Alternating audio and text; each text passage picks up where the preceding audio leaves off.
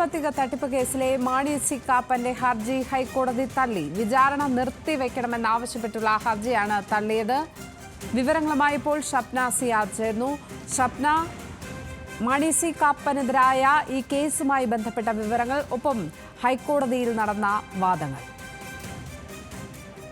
ലക്ഷ്മി, 3.25 കോടിയുടെ തട്ടിപ്പും വഞ്ചനയും നടത്തി എന്നാരോപിച്ച് മുംബൈ മലയാളി ദിനേശ് മേനോൻ നൽകിയ പരാതിയിൽ Ernakulam first class judicial magistrate കോടതി എടുത്ത കേസിലാണ് വിചാരണ നടത്താൻ ഇപ്പോൾ ഹൈക്കോടതി അനുമതി നൽകിയിട്ടുള്ളത്.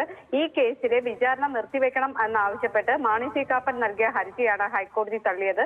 കണ്ണൂർ വിമാനത്താവളത്തിന്റെ ഓഹരി നൽകാമെന്ന് വാഗ്ദാനം നൽകി 3.25 കോടി തട്ടി എന്നതാണ് കേസ്. വഞ്ചന, സ്വത്തിന്റെ പേരിൽ ചതി തുടങ്ങിയ കുറ്റങ്ങൾ ചുമത്തിയാണ് മാണി സി കാപ്പനെതിരെ കേസ് ഏറ്റെടുത്തിട്ടുള്ളത്.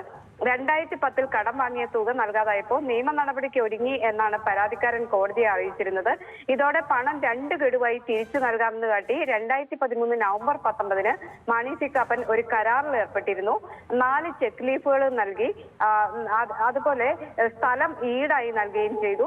എന്നാൽ പിന്നീട് ഈ സ്ഥലം ബാങ്ക് ജപ്തി ചെയ്ത സ്ഥലമാണെന്ന് വ്യക്തമാകുകയും സഹകരണ ബാങ്കിൽ ഇത് പണയം വെച്ചിട്ടുണ്ട് എന്നും വ്യക്തമായി എന്നാണ് പരാതിക്കാരൻ തന്നെ കോടതിയെ അറിയിച്ചിരുന്നത്. ഇതിന്റെ വിചാരണ നടപടികളാണ് ഇപ്പോൾ പുരോഗമിക്കുന്നത്. ഇത് നിർത്തിവെക്കണം എന്ന ആവശ്യമാണ് ഇപ്പോൾ ഹൈക്കോടതി തള്ളിയിട്ടുള്ളത്. മാണി സി കാപ്പൻ MLA ക്ക് തിരിച്ചടി.